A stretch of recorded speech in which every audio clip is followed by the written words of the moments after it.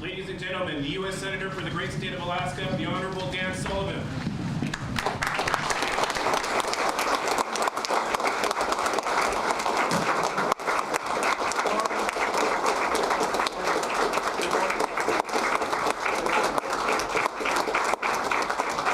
Mr. Speaker, good morning. Mr. President, good morning. Well, good morning, everybody. I am so honored to be back in front of the Alaska Legislature. Mr. President, thank you, sir.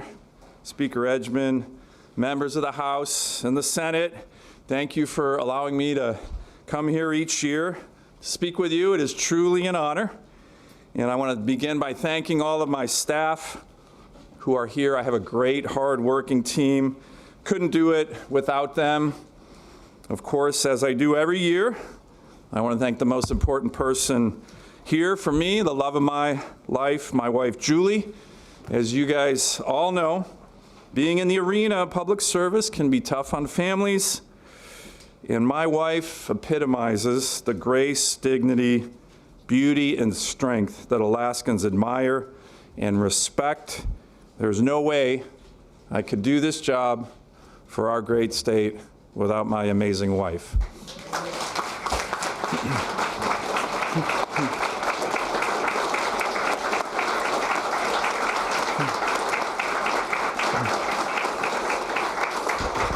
By the way, I really want to thank you guys. Every year you give my wife a standing O. I don't know anything about me, but you give her a standing O. So that is very special, and I appreciate it. You can tell it's heartfelt. I also want to give a shout out to one of the senators who just escorted me, Lyman Hoffman, who is marking 40 years of service, the longest serving senator in our state's history. He has been a great friend, a mentor, and let's admit it, I'm sure you know this, I would say a little bit of a drill instructor, a drill sergeant. When Lyman Hoffman says, get it done, I just say, roger that, sir, and try to get it done for Lyman. So I want to do a round of applause for him as well.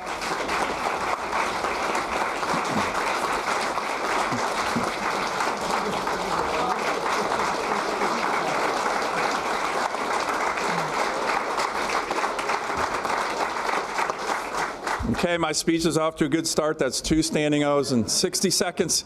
And finally, I want to congratulate the President of the Senate, President Gary Stevens, as the longest serving Senate President in Alaska history.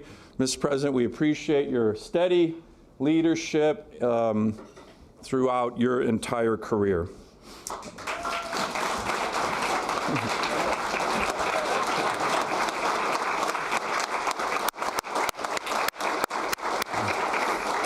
We also have some old friends in the chamber. One of your old friends, Josiah Puckatuck, who is a good friend of mine.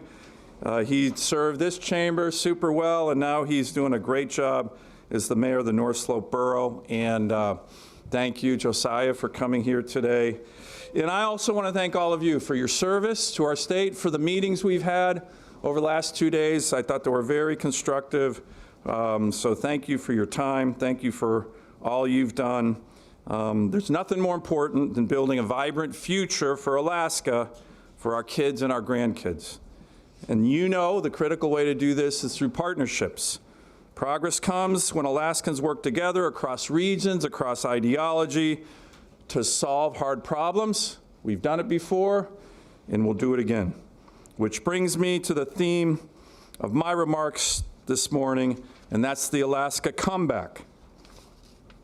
From fighting for statehood to rebuilding after the 1964 earthquake to the construction of the Trans-Alaska Pipeline, Alaskans, time and again, have demonstrated that we can overcome challenges and achieve our dreams when our leaders are aligned on policy, opportunity, private sector investment towards a common goal. I believe we're at the beginning of another historic Alaska comeback. So the question naturally comes, what are we coming back from? Well, we're coming back from this chart. I presented this last year. This is the 70 executive orders from the Biden administration. Don't worry, I'm not going to rip it up this time. All directly targeting Alaska, in our economy, in good-paying jobs, in our future. This has always been a goal of the far left special interests in D.C., and they made significant progress. Take a look in achieving that goal under the Biden administration. As you all know, the federal government, particularly in our state, has immense power. When it is concentrated to shut down an opportunity or opportunities in a single state, the consequences can be devastating, and they were. But as I mentioned, we're now beginning to see the beginnings of a real comeback and real progress on goals we've dreamed about collectively for decades: an energy renaissance on the North Slope, a gas line that can finally reduce energy costs in our state and offer endless possibilities for the future, a rebuilt military and robust Coast Guard presence during a dangerous time, and a healthcare system that reflects the realities of delivering care in the most rural, high-cost healthcare state in America. As we pursue these goals, we must keep as our North Star Alaska's working families who continue to feel the strain of higher costs and uncertainties. Families, by the way, who stand to benefit the most if we get this right collectively. But I have no doubt the Alaska comeback is underway with important drivers powering it. First is a change in the direction of the executive branch. On day one, and I presented this last year, but it bears repeating, in the Trump administration, the president signed this executive order, unleashing Alaska's extraordinary resource potential. It's really important. And as I've said to many elected officials across the state, whether you supported this administration and voted for him or didn't, doesn't matter. We should use this. This is the federal government telling the world, telling Alaskans, and importantly, telling federal agencies that the last frontier lockup of Biden is over, and we're going to unleash Alaska's economy, opportunity, and future, and that is really, really important.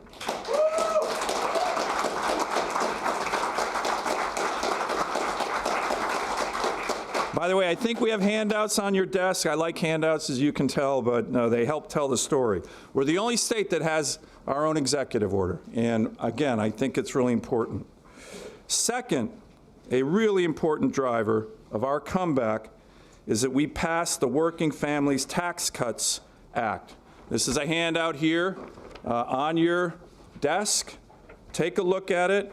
I often refer to this legislation as the Alaska Opportunity Act because there is so much in it tailored specifically for Alaska's needs. My team and I fought hard to make this bill happen, and let me tell you, no state in the union did better than Alaska in this historic legislation. That is something that actually Democrats and Republicans back in D.C.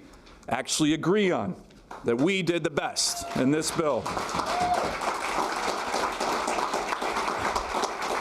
Since this bill passed in July, my team and I have been out all across Alaska doing town halls, doing meetings. We've done well over 60, meeting with families and workers and business owners, Alaska Native leaders, healthcare providers, and local officials, listening to their concerns, but also trying to explain what's in the bill, and then very importantly, talking about the historic opportunities we have to work together on this legislation, on its implementation.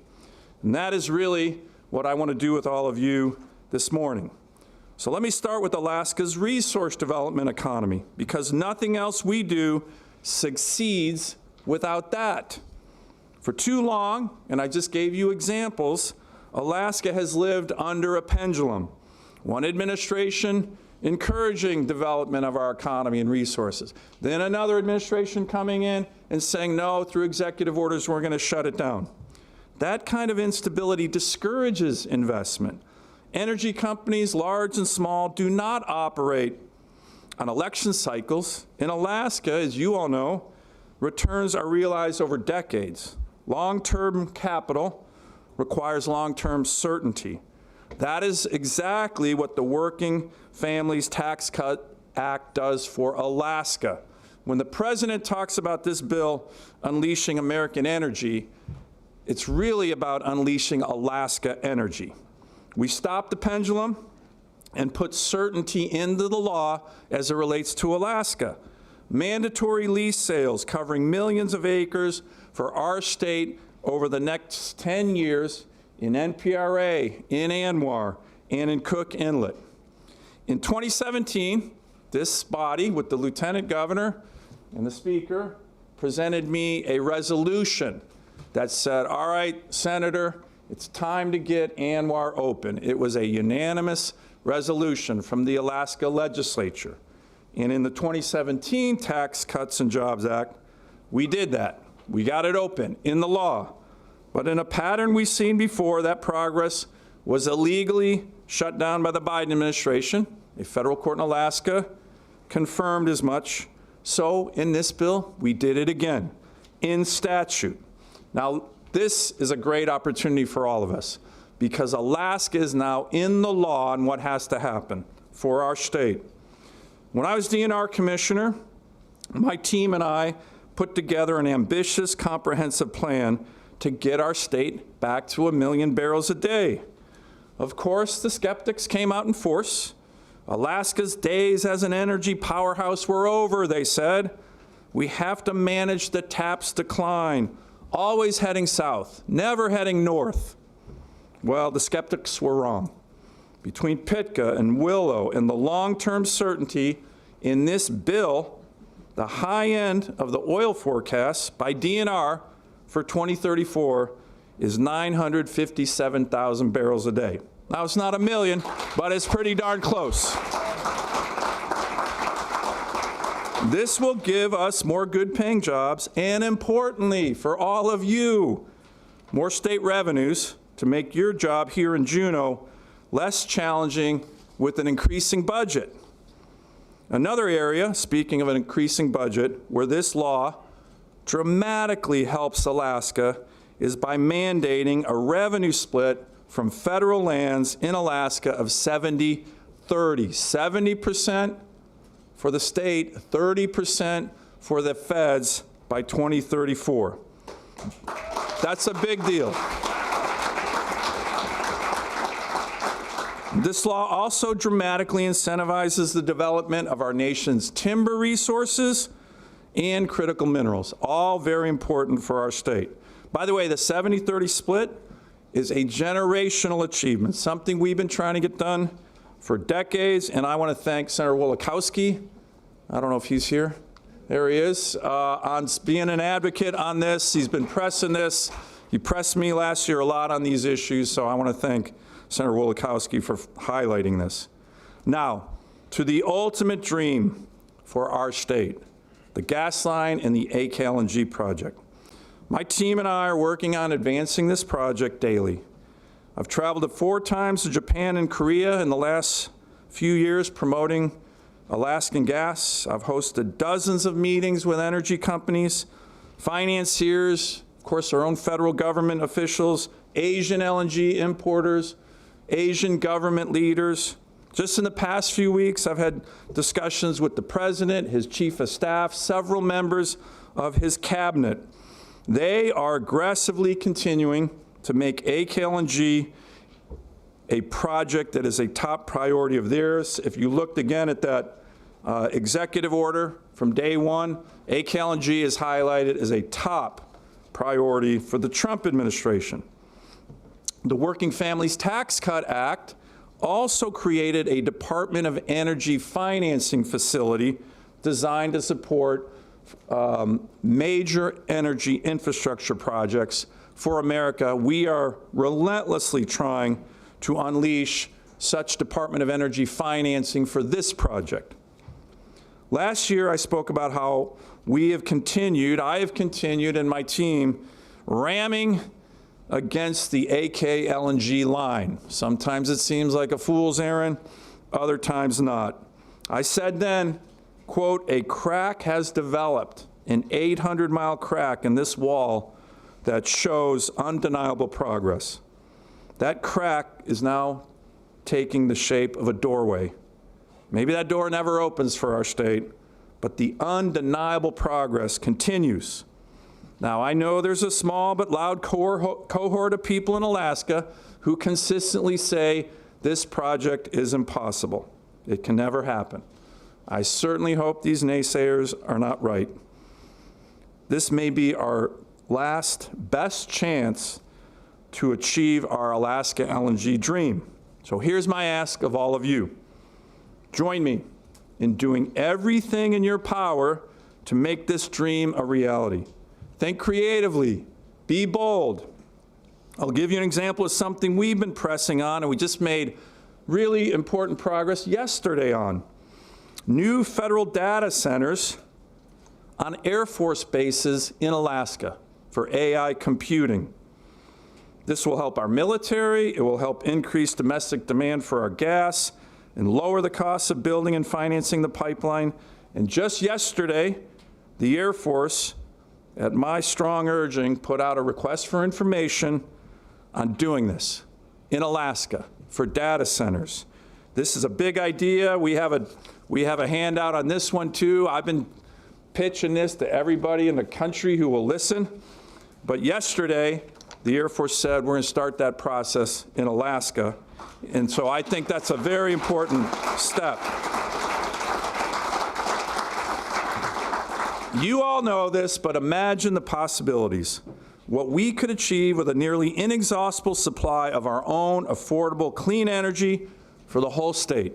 Imagine the private sector opportunities that could start here. Manufacturing, thousands of good-paying jobs, data centers, a steady source of income for many years to fill our state's coffers. It is too big, too transformative in terms of the possibilities for our great state not to try at this moment with everything we all have collectively. Thank you, Dan. And with the Working Families Tax Cuts Act, we now have a tax system that can help spur the renaissance of businesses and good-paying jobs that can come with the North Slope oil boom, that can come with the gas line. Alaskans know that buying equipment is one of the biggest costs when starting or expanding a business. This bill that we passed in July allows businesses to write off these costs in the first year. For our small business owners here, you know how important that is, including for equipment and research and development. This helps our small businesses keep more cash, invest more, and very importantly, create more jobs for Alaskans. For businesses and families, this bill prevented the largest tax increase in American history. It would have been $4 trillion, over $4 trillion, had we not acted last year, and replaced that with permanent tax relief.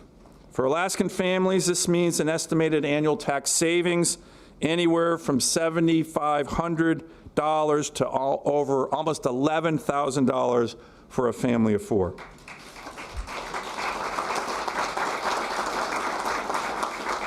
And for Alaskans on Social Security, this bill creates a $12,000 deduction per couple, providing real relief for our seniors who are living on fixed income. We also eliminated taxes on tips and overtime, making it easier for Alaskans, working Alaskans, to keep more of what they've earned. And another, yeah, that's a good one. And another area where this bill delivers is childcare.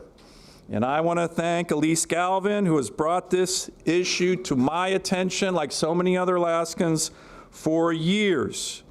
This bill modernizes long outdated policies by strengthening the child tax credit, expanding dependent care assistance, and dramatically, historically, increasing tax credits for businesses to invest in their own child care facilities and pool resources with other businesses to do so. Thank you, Elise. We made big progress on this bill. So another comeback, critical to our whole nation, in our great state is the Alaska military comeback. Now, we know our history better than any other state. During some of our nation's most existential crises, like World War II and the Cold War, Alaska played an immensely important role in defending America. The father of the U.S. Air Force, General Billy Mitchell, called our state the most strategic place in the world. And for a time, our military posture reflected that truth. But when we won the Cold War, something dangerous began to happen. The Pentagon's understanding of Alaska's importance faded. Bases closed, armories shuttered across western Alaska. Alaska drifted from strategic cornerstone to strategic backwater in the eyes of many in the Pentagon. I saw this national security amnesia about our great state firsthand when I arrived in the Senate in 2015. The Obama administration had put out its Arctic strategy, and I was at a hearing with the brand new Secretary of Defense, and I held it up. And I said, Mr. Secretary, here's your Arctic strategy. It's 14 pages long, half of which are pictures. You talk about climate change the whole time, and you mention Russia as a threat once in a footnote. And I called it what it is. Slammed it on the dais. I said, this is a joke. This is a joke. The Pentagon has to do better.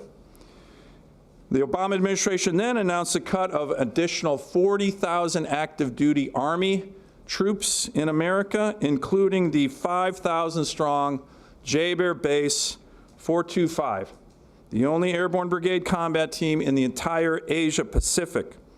Just a few years later, the Coast Guard then announced it had plans to reduce its presence in Alaska. Now, our military leaders over the years had forgotten how important Alaska was from a national security perspective for our country, but guess who didn't? You didn't. We didn't. Alaskans didn't. All of us, with our collective memory and knowledge, communities, veterans, legislators, families, we came together and made it clear that retreat was not an option. Cutting back on Alaska's military was something we would fight, and we fought. I also quickly learned as a new U.S. Senator the value of certain Senate prerogatives, especially putting holds on senior military and civilian confirmations until I got from them concrete commitments to build up forces in Alaska, not to draw them down. Slowly but surely, with everybody's help in our great state, and it was a collective effort, Alaska's military comeback began, and now it is in full force.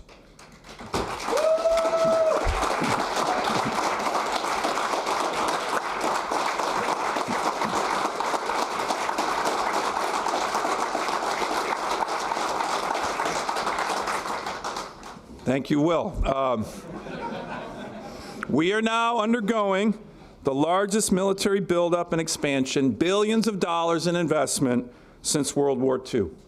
The 425 at J-Bear, it didn't get shuttered. It expanded into the U.S. Army's 11th Airborne Division, now fully centered in Alaska. Eielson didn't close. It's now home to 2 squadrons of F-35s, and when combined with the 2 squadrons of F-22s at J-Bear, it gives Alaska over 100 fifth-generation fighters. No place on the planet Earth has that kind of fifth-gen fighter combat power.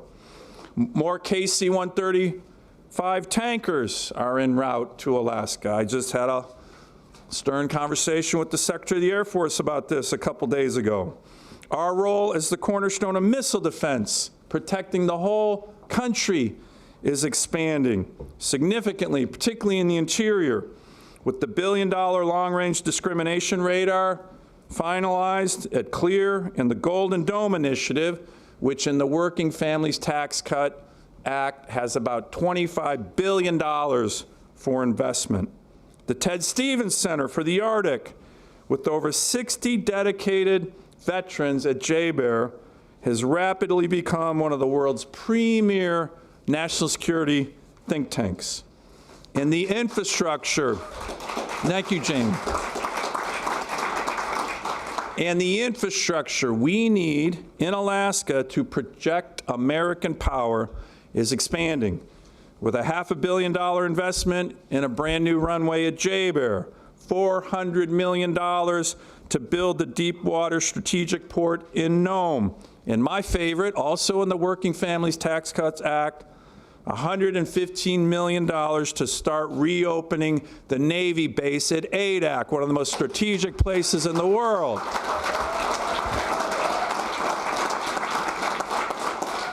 Now, even my beloved Marine Corps recently came to me, senior level, saying, Senator, we have plans to expand in Alaska.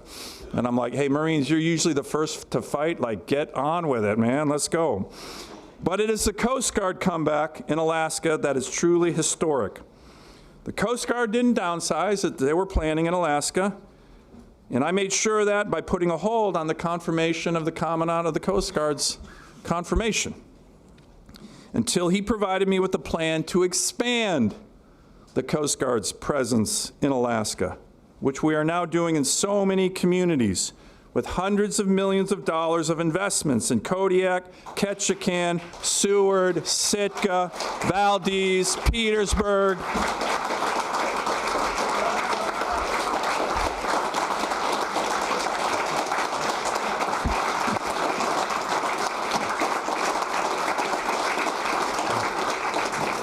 Everybody loves the Coast Guard. It's very true. Everybody loves the Coast Guard. I read that list, but I didn't get to probably certainly one of the most important on the expansion. And right here in Juneau, the expansion. Again, if you look at the Working Families Tax Cuts Act on the back page, it talks about the largest investment in Coast Guard history, in American history from this bill. It's a $25 billion investment to fully rebuild our Coast Guard. As the chairman of the Coast Guard subcommittee, I was very honored to write a lot of this, but take a look at the numbers. 16 new icebreakers, 22 new cutters, 40 new helicopters, almost $4.5 billion in shoreside infrastructure, $300 million for Juneau, Alaska to home port the icebreaker Storis right here, which is going to happen. But we are not done. I recently chaired a Coast Guard subcommittee hearing with the Commandant on the Coast Guard, and when I asked them about the potential for more icebreakers being home ported in Alaska, imagine that, home porting an icebreaker in the state with the ice, he responded by saying the Coast Guard is considering up to home porting, quote, 4 more icebreakers in our great state. Even I was shocked by that. And this Coast Guard comeback is spurring some of the most exciting economic activity we've seen in years. It's not getting covered by the press, but it is really exciting. A boom in shipbuilding and heavy maintenance activity throughout our state, from Kodiak to Seward to Ketchikan, perhaps even in Wrangell. I was with Senator Stedman and Representative Byman just a couple days ago in Ketchikan, and you can't believe what's happening with this shipbuilding boom. These are great paying jobs that have expanded by the hundreds in our state, in the communities that I just mentioned, with room to grow as we get more ships from the Coast Guard and NOAA, and it is a really, really, really exciting element of our growing economy. The same commitment to keep security that protects Alaska on the world stage must also be made to protect Alaskans in their home and neighborhoods. Crime rates are going down, as the governor mentioned in his state to all of you, in many communities, but we can't be complacent. Protecting our children, confronting addiction and mental health challenges, and keeping all communities throughout our state safe requires standing firmly with law enforcement and giving them our full support.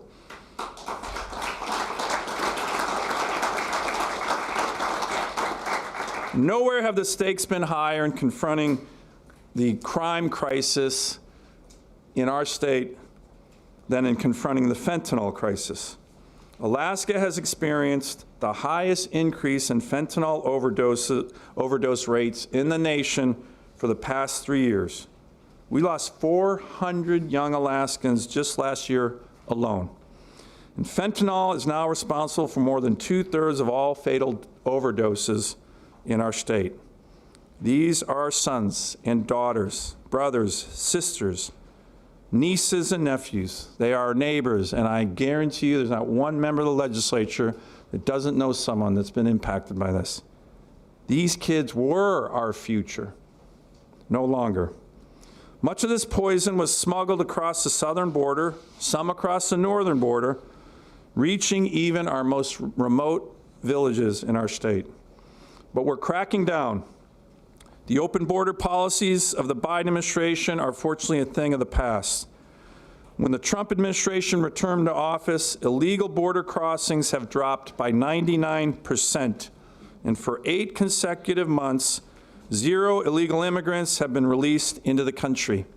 The Working Families Tax Cuts Act included $100 billion to secure the southern border and give our law enforcement the tools they needed to disrupt cartels, stop fentanyl before it reaches our towns and villages, and protect families and save lives. Now that's the supply side of the challenge. There's also the demand side that we need to work on. This is something my team and I have been very focused on. If you take a look at one of these handouts, our One Pill Can Kill campaign. Some of you have helped me spread the word on this. This is where we've been working, my team and I, to get out to the schools, to get out to the high schools, the junior highs, and just talk to the kids about how dangerous this is. And we need to all continue to do that because these young kids are our future, and losing 400 a year is simply unacceptable. We've also worked tirelessly to help our fishermen and coastal communities. As the chairman of the subcommittee with jurisdiction over fisheries, my team and I work on this issue relentlessly. I have a handout, another handout here that goes through all the different areas in which we're focused on fisheries for our state. And this is something, again, we can work together on. My Save Our Seas Act legislation, the first one, the 2.0 one, we've had amendments to it, is still the most comprehensive ocean cleanup legislation ever passed by Congress, and we continue to be focused on that. We continue to confront the unfair global seafood trade practices that undercut Alaskan fishermen and our communities. My team and I worked very hard over years to secure the ban on Russian seafood trawlers, so there's no Russian seafood coming into America. And when we got that done, they started sending it to China, literally to launder the fish through China. So we shut that loophole down, and we will continue to push for stronger international coordination so the bad actors like Russia and China, who, by the way, use slave labor on their ships, who have the worst environmental standards in the world, who ravage the high seas and distort seafood markets and really hurt our coastal communities. This is something we are very, very focused on continuing. As I've been saying in many, many forums, we need to eat and encourage Americans to eat Alaskan freedom fish, not Russian and Chinese communist fish.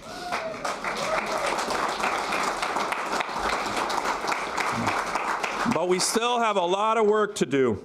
I passed the Alaska Salmon Task Force Act to bring together the best minds in the state, federal, tribal, university, native, indigenous, all to come together, experts in our state, to understand and address the declines in Alaskan salmon runs. We've had this great variability of salmon runs, some very strong, like in Bristol Bay, others on the Yukon and Kuskokwim and in Southeast, historically low. Last year, I introduced the next phase of this comprehensive salmon-focused legislation called the Bycatch Reduction and Research Act to close remaining knowledge gaps through tools like adult salmon tagging, faster genetic analysis of bycatch, and new technologies and policies to reduce bycatch and protect marine habitats. I know you are all focused on these issues as well, and you have my commitment to continue to working closely with this body on these critical issues. I want to end my remarks with the focus on one of Alaska's greatest challenges, and that's affordable health care. Health care costs remain stubbornly high. Like so many one-size-fits-all programs designed in D.C., Obamacare failed our state.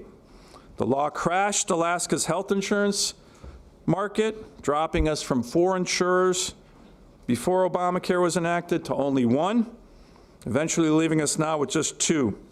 And premiums for Alaskans in the individual market skyrocketed, the highest anywhere in America.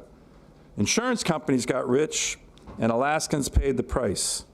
I am still working in a bipartisan group of senators on a reform package to extend premium tax credits after starting to vote to extend them in December of last year. We've also made progress, important progress, even historic progress, in bringing down the costs of prescription drugs for Alaskans, pairing long overdue PBM reform that we just passed last fall to rein in middlemen who have been driving up the costs of drugs with our work to ensure that Americans no longer pay more than developed nations for the same medicines. This is what you call most favored nation status, which we are now working on. It's very important. But a new strategic approach on how federal funds are allocated and delivered to states with regard to health care has been needed for years. For far too long, when it came to federal health care funding, Alaska was consistently left behind, despite being the most rural state in America and among the highest places in our country to deliver health care. We received fewer federal health care dollars per capita than any other state, particularly when it comes to federal Medicaid, or what's called the Medicaid match. I'm sure you're all familiar with that, the FMAP as they call it. Our state, when I first got to the Senate, had the lowest federal match of any state in the country for Medicaid, 50-50. We're now at about 51-49, still one of the lowest. To make matters worse, Alaska is the only state in the country that does not use these kind of schemes they call provider taxes or state-directed payments, which are mechanisms by states that they use to inflate their federal Medicaid reimbursements, sometimes by hundreds of millions of dollars each year. This was not a failure of Alaska. This was a failure of the entire system.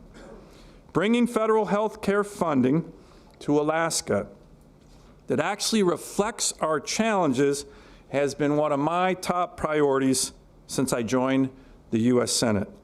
When we were debating the Working Families Tax Cuts Act, my team and I pushed very hard to include a provision that would correct this broken FMAP formula for Alaska.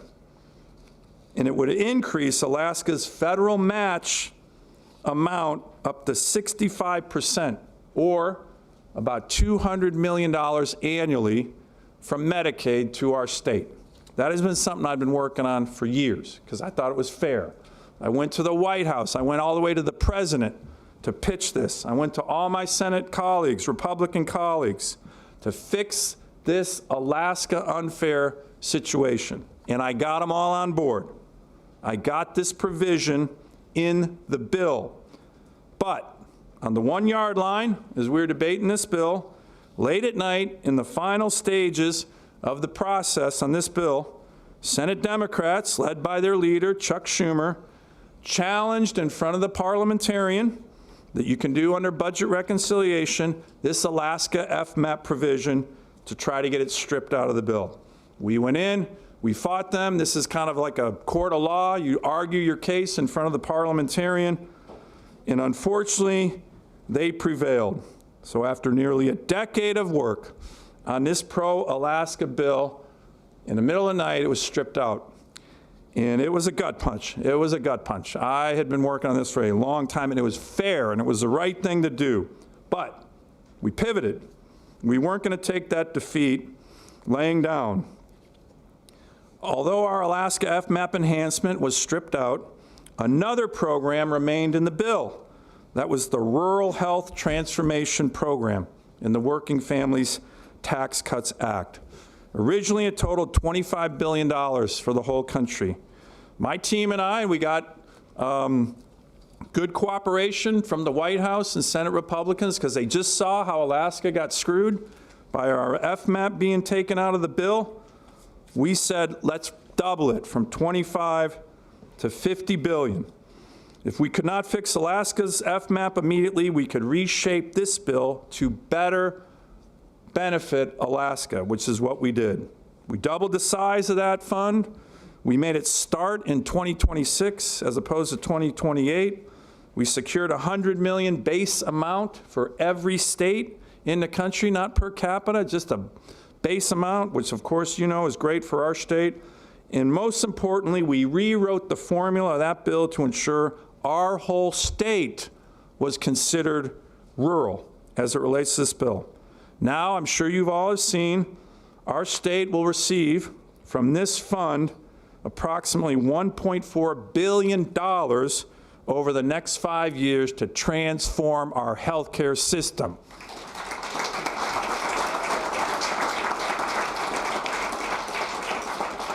Take a look at the handout here, but it has a lot of the provisions of it. Only Texas, which has a population 40 times bigger than ours, received a larger award.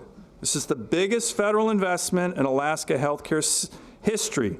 Now it's up to us to take advantage of this historic opportunity on healthcare. And by the way, I appreciated the good discussion I had with a number of you on this yesterday, how to seize this opportunity. To be clear, more federal dollars alone do not automatically produce better healthcare outcomes, but targeted, thoughtful investments paired with accountability can be transformative. Someone asked me last year whether I could commit to protecting Social Security, Medicare, and Medicaid when I gave these remarks last year. Let me be clear. The Working Families Tax Cuts Act doesn't touch Social Security, regardless of what you've seen in terms of ads on TV. In fact, the Working Families Tax Cuts Act, as already mentioned, delivers a $6,000 tax break for each senior. And you combine that with our passage of the Social Security Fairness Act last year, our seniors and retirees across Alaska, including our heroic teachers and firefighters, are going to have thousands of dollars more in their pockets.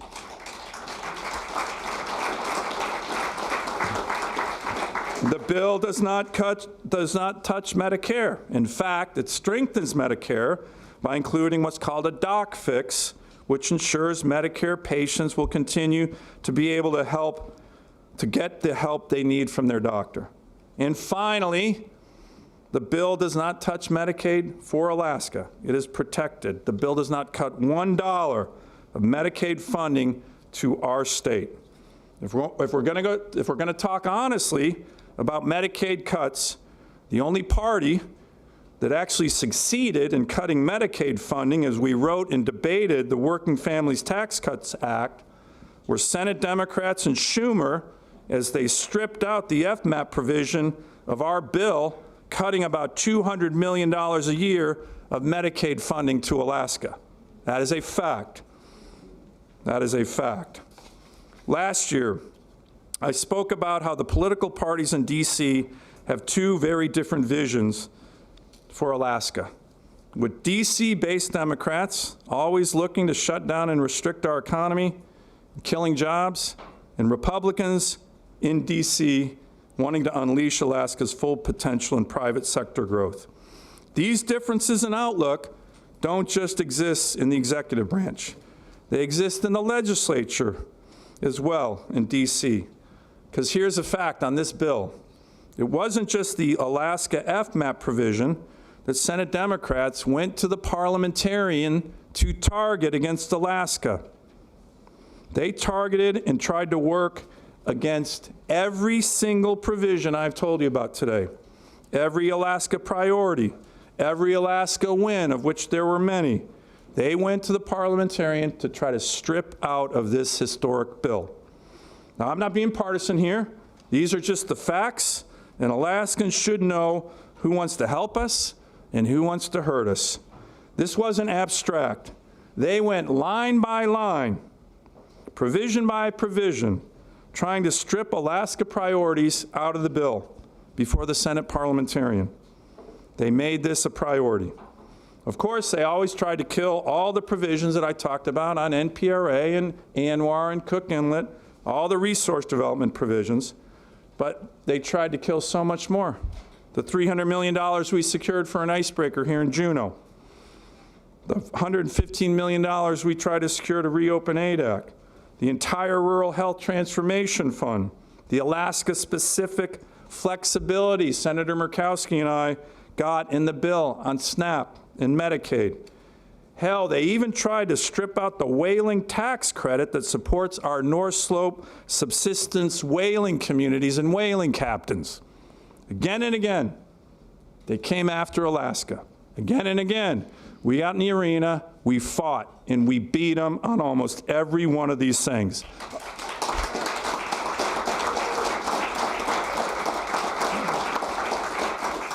Alaska is winning.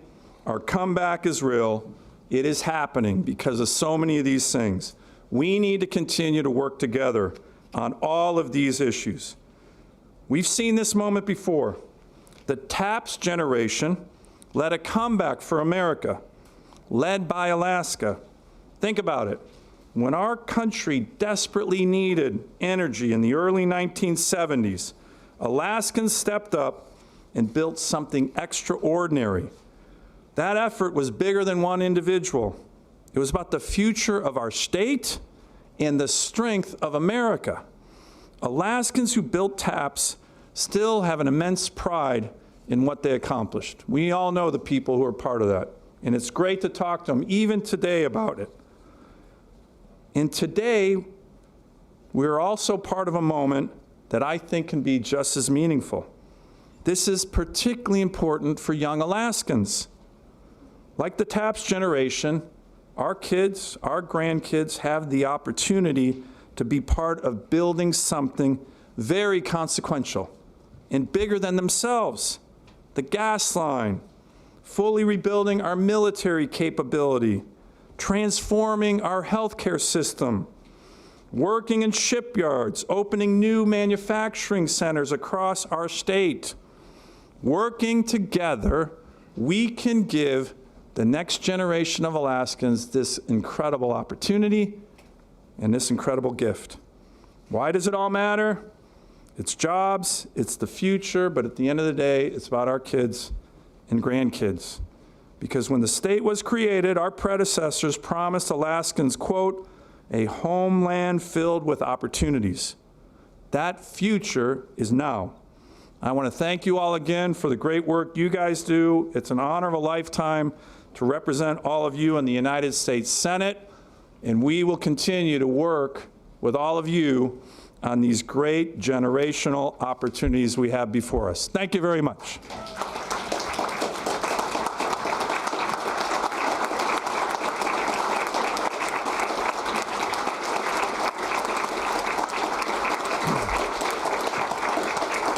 Thank you. Thank you.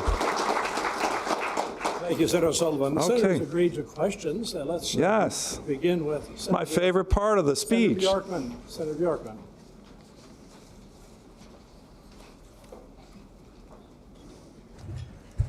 Thank you very much, Mr. President. Senator Sullivan, thank you for the great speech and thank you for all that you do on behalf of Alaskans every day in Washington, D.C.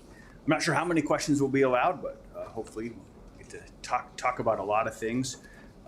Maybe folks will ask about lockup of federal lands for people not being able to go on federal lands to hunt wherever they want. Maybe people will ask about other opportunities. But as we think about issues facing Alaskans at their dinner table, this fall, my office and many others were contacted about the rising cost of their health insurance, which you spoke to very well. Yeah. And thousands of Alaskans now are going without health insurance because of the loss of the enhanced premium and tax credits. The HR 1, the bill that you spoke about, will have long-lasting effects on our state. It includes promising opportunities you spoke of the Rural Healthcare Transformation Program, which could improve the efficiency and resilience of care across Alaska. At the same time, it introduces challenges, including new cost-shifting requirements for SNAP administration that will fall heavily on the state and increase our state budget. Alaskans understand the value of hard work and the dignity that comes from contributing to our communities. There is dignity in work. I appreciate your attention to ensuring the community engagement provisions within Medicaid and work requirements for SNAP are implemented with appropriate safeguards, but I'm glad they're there. However, many Alaskans are now uninsured following the loss of these enhanced premium tax credits. Provider reimbursement rates under Medicaid and Medicare remain so low that the viability of many of these medical practices are at risk, and access to primary care continues to decline across the state, especially for senior citizens. Maybe you could chat a little bit more about, now that we have the bill that we do, how are Alaskans going to get access to this primary care? Yeah. Especially if the Rural Healthcare Transformation Program is not necessarily going to be for ongoing costs. Given these pressures, what steps can you and the federal government take to help Alaska move beyond the rigid structure of the Affordable Care Act and toward an insurance and care model that is more affordable and better suited to Alaska's unique needs? How will you work to ensure that Alaska is not burdened with rising Medicare costs for our seniors at a time when primary care is becoming increasingly difficult to obtain? Thank you. Thank you, Justin. Thank you for the question. It's a great question. And look, I think it's one of these issues that we all have to work together on. You saw just in my remarks how much I've focused the remarks on healthcare. It's a perpetual challenge of ours, and we all need to continue to work on it. The premium tax credit issue, you know, we're not done with that. As I mentioned, I'm part of a bipartisan group that looks to reform those, extend those, and I'm still committed to doing that with a group of Republicans and Democrat senators. So we've been working on that for quite some time. As I also mentioned, you know, the challenges of the Obamacare. I mean, even my colleagues on the other side of the aisle are saying, hey, that did not bring affordable care. That was a big challenge. So there's that was a big, that issue has really impacted Americans all over the country, but there's no state that has been more negatively impacted on the increase in premiums than us. Look, I'm going to continue to focus on these issues. As I mentioned in my remarks, one area where I think we're making very significant progress, which does impact Alaskans across the board, is on drug prices. We're starting to see a very dramatic decrease in drug prices. This PBM reform that we just got done, by the way, very bipartisan, that's taken out the middleman. That is something that we've been trying to get done for over 10 years. That is going to have a significant impact in what the president and his team, and we've been working with them on this issue of most favored nation status for drug pricing. So we don't get charged higher prices than what the Germans or the French or the Canadians get, and their drug pricing is much lower than ours. That is something we've been trying to achieve for a long time. So that's a really positive area. But look, we want to work with you. And again, I mentioned in our remarks yesterday when I met with the majority Senate caucus here, most of that discussion was on healthcare and the work and the Rural Health Transformation Fund.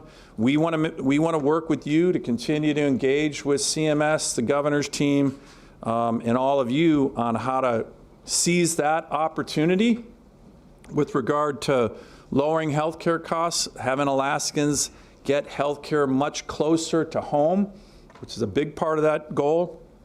as I mentioned, that's not going to solve everything, but I do think it's a historic opportunity, $1.4 billion to transform a healthcare system that we design.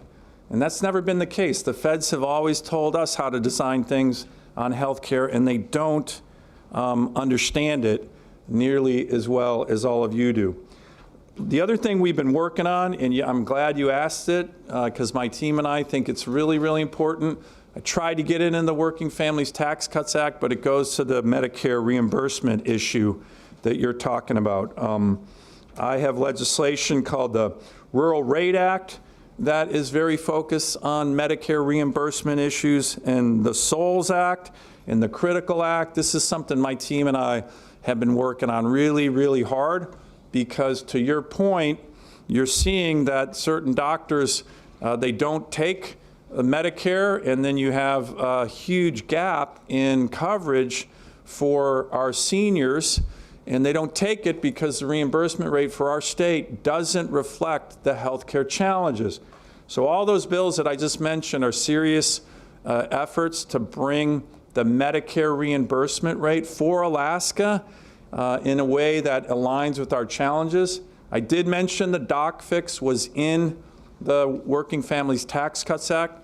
That's important, but I think there's more strategic areas that we can continue to focus on that, and my team and I are very focused on these issues. So if we get ideas from you, we want to continue to work on them, but the high costs of health insurance continues to be a very significant challenge for our state, again, which is why I focused on it a lot in my remarks and why we focus on it so much back in D.C.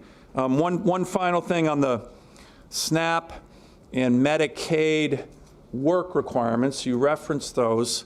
If you saw in the legislation, these are 20-hour-a-week requirements, either for work or training or volunteering or education. It's pretty broad. It's very flexible. And Senator Murkowski and I, we got a lot of flexibilities for Alaska on this, in terms of rural communities, in terms of areas with high unemployment rates, in terms of Alaska Natives. Many, many elements of this bill recognize our unique challenges in terms of the implementation date even for 2028. So this bill has a lot in there specifically for Alaska, some of which, as I mentioned, my Democrat colleagues try to strip out. We fought them and beat them.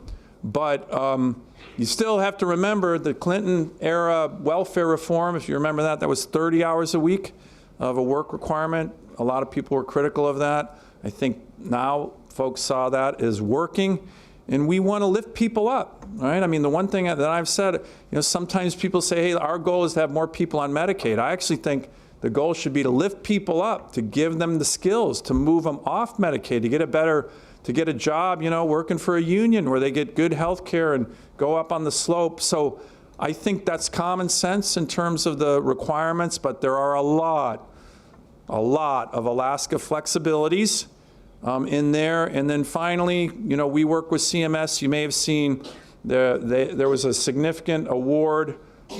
We can get you the details. I think it was up to $13 million or $30 million to have CMS work with the Department of Public Assistance here to make sure the systems are updated to be ready on those kind of work requirements, which, again, we got extended for Alaska out to 2028 on the implementation of those. But we're watching that issue very closely.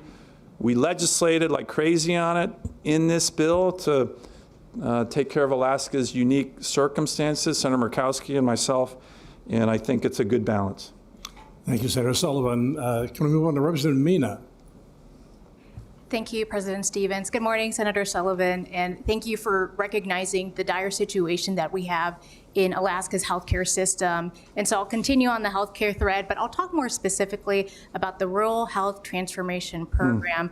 You said that the Rural Health Transformation Program will be a $1.4 billion shot in Alaska's healthcare system, that it's flexible and tailored for Alaska, and it can address our issues with travel, our clinics that are struggling in rural areas, and families that are paying high costs. We've had a lot of different hearings and conversations with providers and stakeholders about the RHTP, and here are some of the areas and issues that I've learned about with these funds. We can't use the money to help Alaskans who are self-employed, who are dealing with rising health insurance premiums, who are risking losing their business or having to choose to get healthcare coverage. We can't use the funds to help clinics pay for basics like broadband or expanding their facilities. We can't use the funds to help providers pay their frontline workers and make sure we retain those workers. We can't use the funds to help build housing to help retain the workers that we have and attract them here, or use them for areas like loan repayment programs. We can't use the funds to also help with the immense amount of work and bureaucracy that is going to be placed onto the Division of Public Assistance. And this morning, the Department of Health actually did release their analysis on the Medicaid coverage loss related to those community engagement requirements. And looking at the Medicaid expansion population, which is about 61,000 Alaskans at least, about 15 to 20% of Alaskans who are on Medicaid expansion, so about 9 to 12,000 Alaskans, would risk losing their Medicaid coverage because of these new requirements. You fought for H.R. 1, you helped shape the Rural Health Transformation Program funds. Why are these funds so difficult for us to use to address Alaska's core issues? And how will this finite fund help address Alaskans, the thousands of Alaskans who will lose their health insurance? Well, look, we had a good discussion with this, the Majority Senate conference here yesterday. And as the legislation's getting implemented, I think these are all important questions to work on. Some of those are through the regulatory approach that CMS is taking on this. Again, if you look at this handout and what the state of Alaska put together on its 6 areas of focus: healthy beginnings, healthcare access, strengthening the workforce, healthcare communities, sparking innovation. I think these are all important areas. This is not going to be a panacea that solves everything, but as we are working through it, and it is historic in terms of the investment, and we're designing it. Alaska's designing it. There are some, as you're mentioning, I'm not aware of all those restrictions. But as those come up, the one thing I said, I was talking to Senator Giesel about this, you know, we can continue to work with CMS because a lot of those weren't put in the law. And if we're seeing as the implementation over, you know, the next 3 to 4 to 5 years says, hey, we got to come back to CMS and say, well, wait a minute, we don't understand that restriction, or wait a minute, why can't we be more flexible here? That's why I want to continue to stay engaged with all of you. As I mentioned on the issue of the implementation in the Department of Public Assistance, there's going to be, as I mentioned, a significant investment from the federal government to help with the systems here to track that. And, you know, I haven't seen the numbers on the Medicaid numbers, but I'm not sure in terms of the work requirement. But on the expansion population, and remember, the work requirement is a 20-hour work requirement. And let's talk about the expansion population. This is actually designed, the work requirement or the volunteer requirement or the training requirement or the school requirement. You can meet this requirement by doing all of those things: work, school, training, volunteering. Okay, if you're and of course the exemptions on that are very significant. If you have dependents, you're not required. If you're a senior, you're not required. If you have any disabilities, you're not required. But let's give the example of someone on the expansion population. If you're a 28-year-old young man on the expansion population, you have an income that's below 130% of the poverty line, and you're getting Medicaid, which you're entitled to, and you're not going to do 20 hours a week on one of these things, to me, that's not a Medicaid cut. That is a choice from that individual. And I think it's important, as I mentioned, for those individuals to encourage them to advance and help their community through school, through volunteering, through training. And so I think it's a common sense reform. I haven't seen the numbers, but again, we put in, our state got more flexibilities on the implementation of those requirements than any other state in the country. As I mentioned, some of my Senate Democrat colleagues try to strip those out. Not sure why they were coming after us so hard, but I think that those are common sense requirements that Alaskans can agree on, and the help that DPA is going to get from CMS, I think, is going to help address some of the issues. Thank you, Senator Sullivan. We'll move on to Senator Rauscher. Yeah, thank you, Mr. President. I appreciate it. So, Senator Sullivan, I thank you for being here. Appreciate it. Thank you, Charlie. I also want to personally thank you for the work that you do with development and industry here in Alaska. But I heard you mention a little bit earlier that there are those that oppose what we're trying to accomplish here in Alaska and what you're trying to do for us in Alaska. And I think you mentioned Schumer's name there. And so who are the big challenges that you face? We want to know how to help you. And so what are the big challenges that you face while you're in Washington trying to sell what we're trying to get accomplished here in Alaska? Well, look, I have great relationships on both sides of the aisle. Thank you for the question, George. A lot of what we're working on, I'm going to be going back to D.C. working on is dealing with infrastructure. We're working on the WRDA bill, the Waters Resources Development Act. That's ports and harbors. That's very bipartisan. The highway bill, I'm on the Environment and Public Works Committee. We write the highway bill. That's very bipartisan. Permitting reform, we're looking at a big bill on permitting reform, which we need desperately for our country, so it doesn't take 20 years to permit the Kensington mine, nearby Juneau, which is a disaster. In housing, we're going to be taking up a big housing bill, which is such a big issue for Alaska. All of that's going to be bipartisan. My Save Our Seas Act, the oceans work that I do, cleaning up our oceans, having sustainable fisheries. I get strong support from my Democratic friends. But I've been asked a lot, like, why are those guys, why were they so focused on coming after us in this Working Families Tax Cuts Act? Because look, it's one thing to vote against a bill. Okay? It is quite another thing to go line by line in a bill and say anything that's good for Alaska, we are going to target and go to the parliamentarian and try to strip out of the bill. Okay? They did that. That's kind of unprecedented, and we fought it. But it was, to be honest, kind of annoying. They didn't do it to any other state in the country. So I get asked, well, why are they doing that? My answer, and I know these guys pretty well, on that bill, back in D.C., with the Senate caucus, the far left is in charge, right? You look at who's driving the policy, and the far left in D.C. with the Democrats has a core principle, and one of them is to shut down Alaska. That is what they do. That's why we had the 70 executive orders. That is a core principle.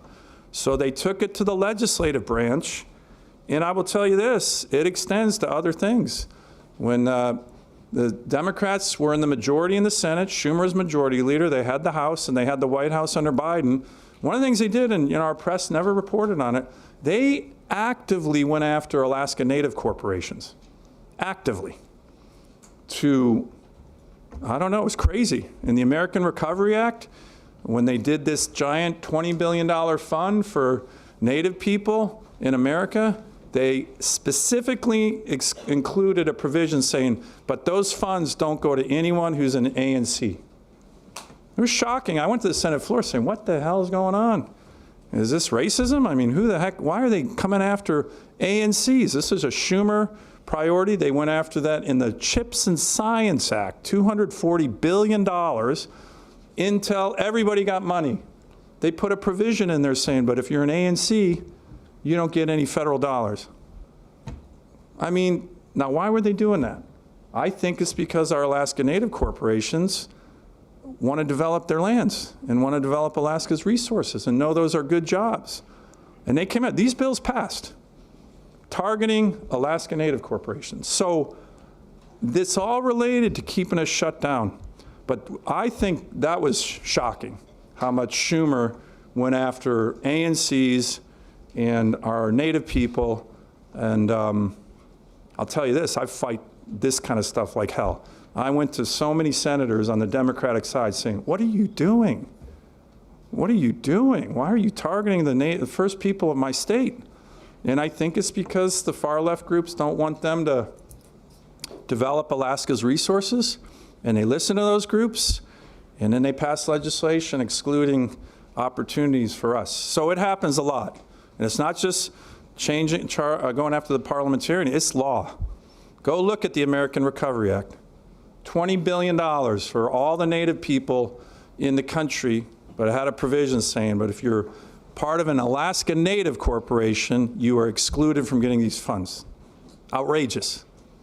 Outrageous. Thank you, Senator Sullivan. I'm sorry we have to move ahead. We have a lot of people who want to ask questions. We're not going to get to them all, but we'll go now to Representative Colon. Thank you, Mr. President.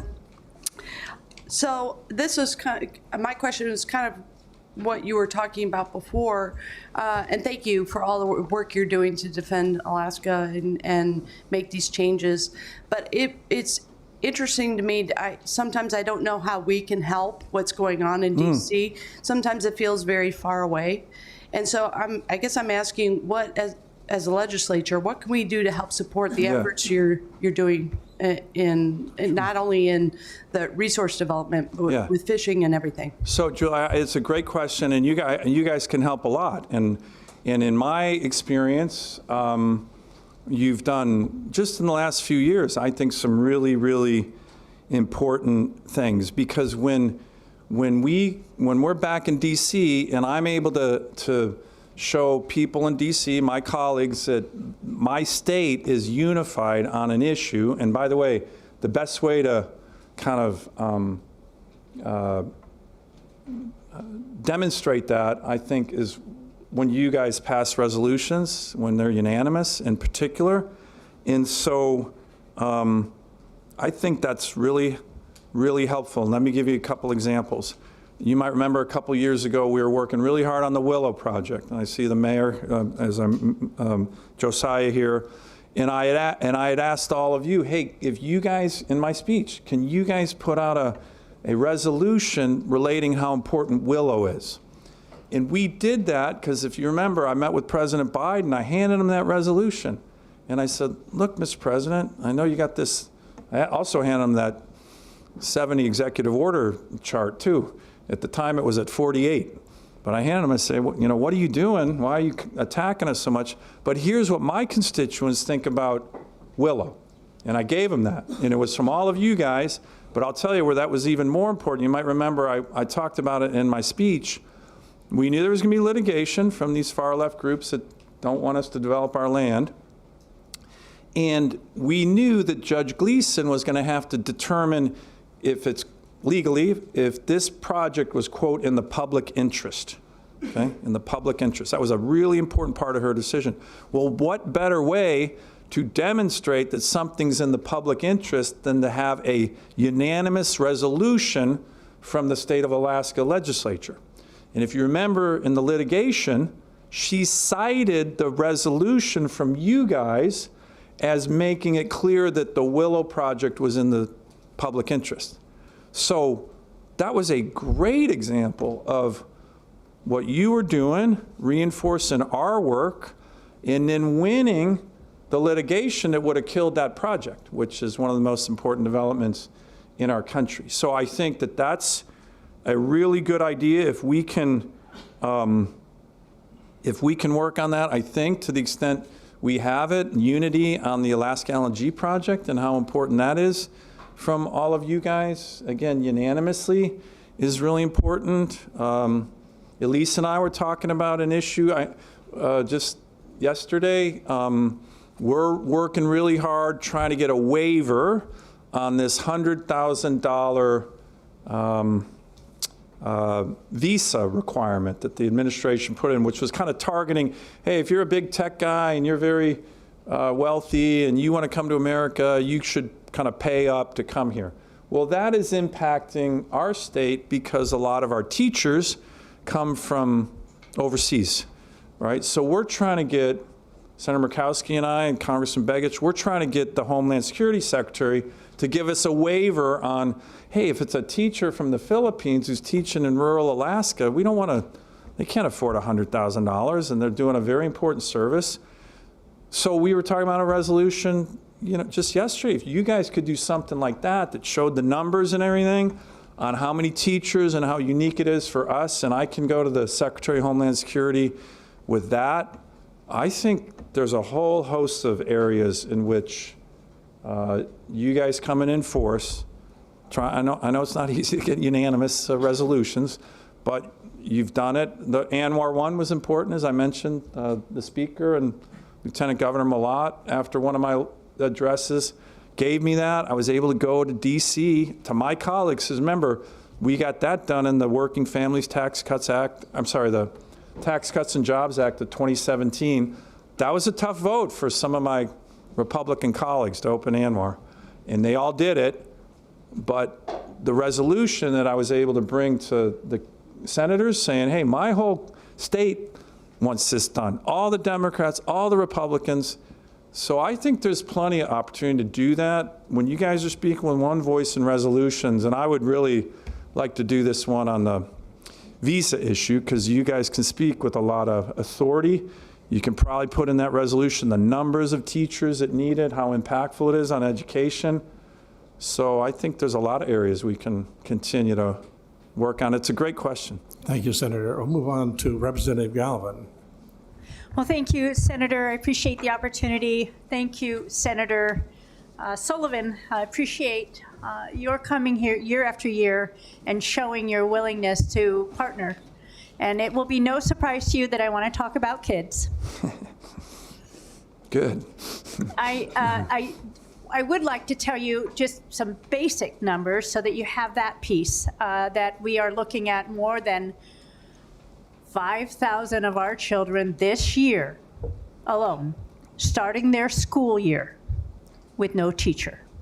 Mostly it's a rural problem. Sorry, Lee, with what? No teacher? No teacher. Okay. More than 5,000. We have more than 500 on H-1 visas. So I'm going to set that aside because you've already told me that you can't wait to work on that. And instead, I'm going to talk about three children who I read about yesterday who live in Soldotna. They are experiencing an out-of-mind experience because of what's happening with ICE right now. Unfortunately, Alaska, we've all felt quite protected. We've not experienced any of what we read in the national news, but sadly, there are three children. One is the age of 5 years old, the other one is 16, and the other one is 18. The mom came to Alaska three years ago in 2023, married to an American citizen, came here from Mexico. I can promise you she's not a rapist, she's not a murderer. Apparently there's not any evidence of even a criminal record. Thank you, Representative. If I may, Get to the question, please. yes, the question is, how can you help us work together to help our families here know that we're going to have a safe place? Apparently they didn't even have there's no prison here or detention center for the children. And so I'm hoping you can help us work on this issue together. Yeah, I mean, I'm not aware of that one, Elise, but give us the information.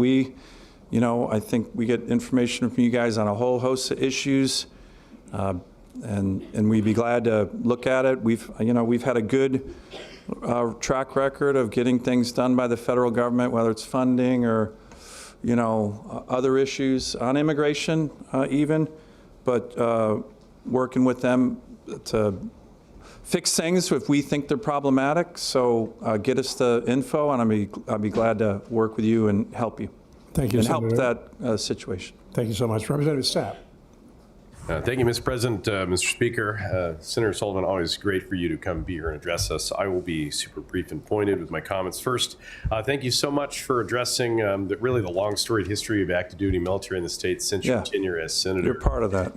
Yeah, I'm the only one, obviously, in this body who served in the airborne brigades, Alaska's finest, the U.S.'s finest airborne brigade. Yeah. So when the nationwide Democrats attempted to shut it down, and to see 12 years ago, and to see how far we've progressed with the 11th Airborne Division today is, I think, super impactful and beneficial to the state. So question is really simple, Senator. Right now, 11th Airborne Division is looking to add division level fires, aviation assets, lots more military presence coming to Alaska. But in the event that, let's say there was a change in the makeup of the Senate, what should I tell my constituents in Fairbanks after hundreds of millions of dollars invested in Fort Wainwright? I guess, would we expect that to continue, or we would return to the other times? Thank you.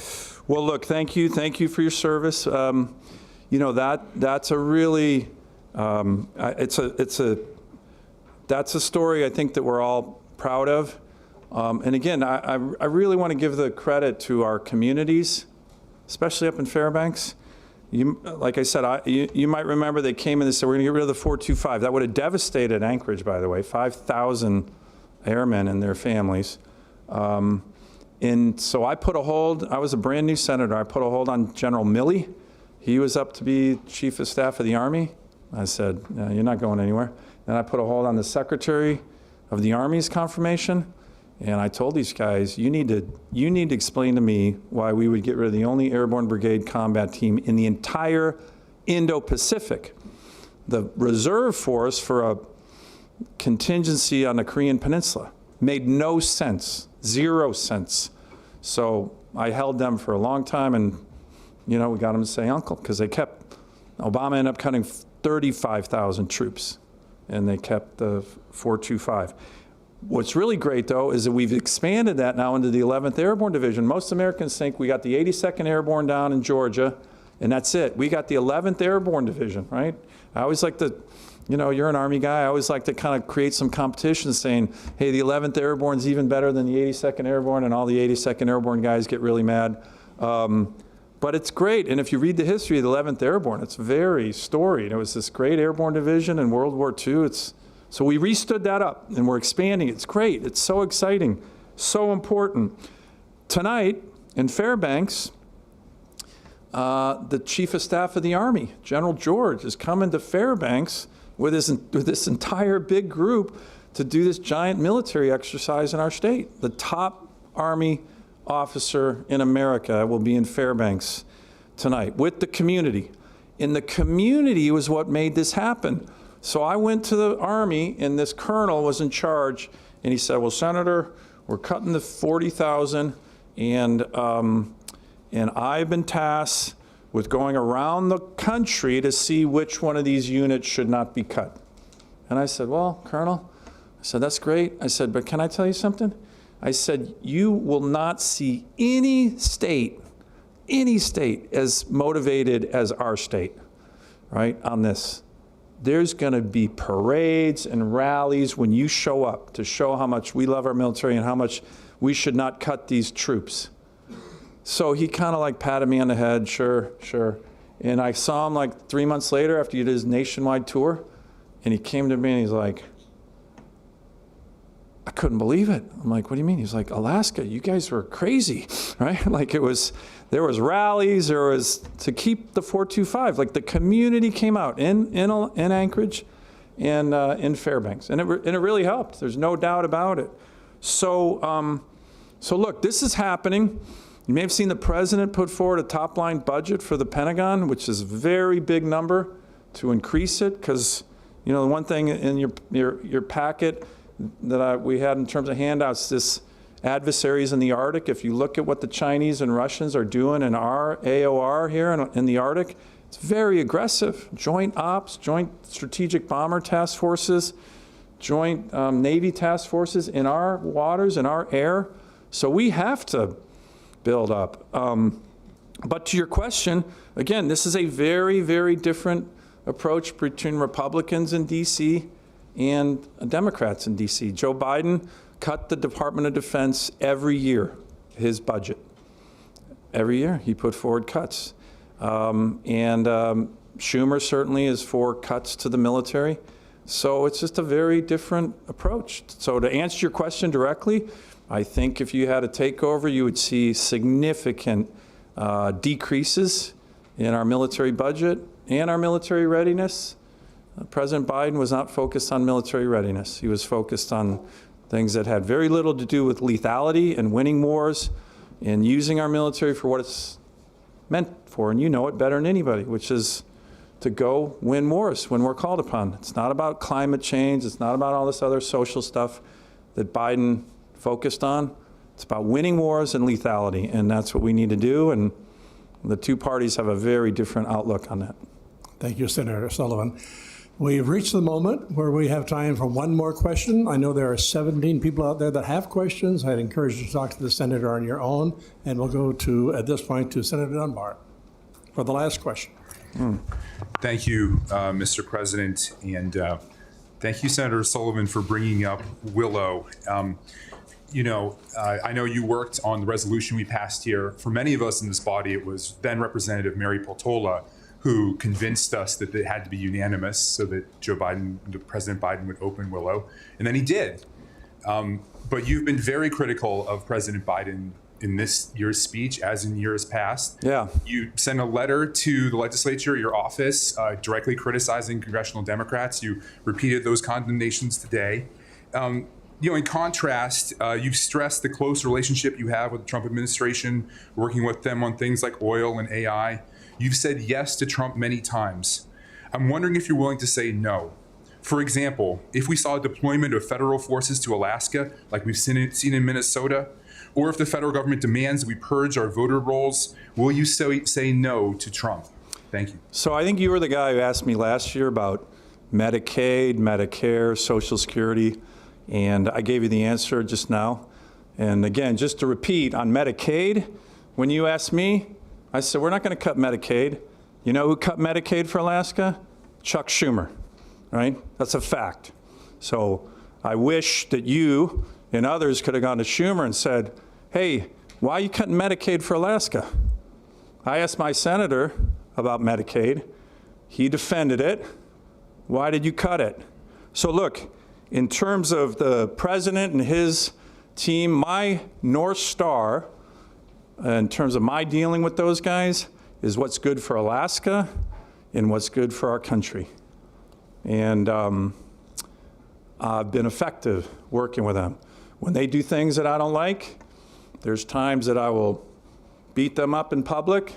Go look at some of the Armed Services hearings, some of the Commerce Committee hearings, where we take them to task. When they're doing other things, I will engage with them, whether it's on Greenland or ICE in Minneapolis. And to me, the key issue is how are you effective for your state and for your country?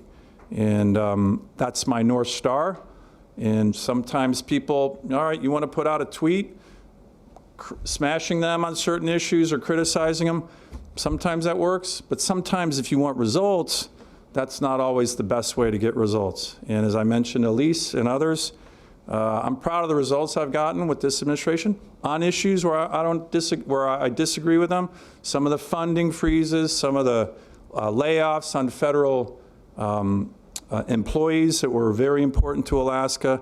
We've made huge impacts on all of those issues. So I push back publicly and in private on all kinds of things, with always the North Star for me, how to be effective for all of you, for the people I represent, and for my country. And I will say that when it comes to resource development in Alaska, you're damn right I criticized Joe Biden because he deserved it. Damn right I highlighted Schumer in this speech because he deserved it. And people in Alaska need to know who's trying to help them and who's trying to hurt our state. And in my view, it's very, very clear, as I mentioned.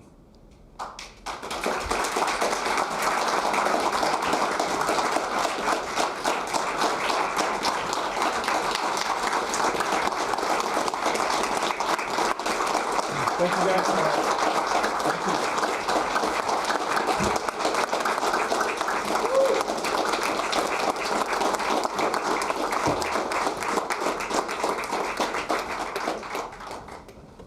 Thanks again, everybody.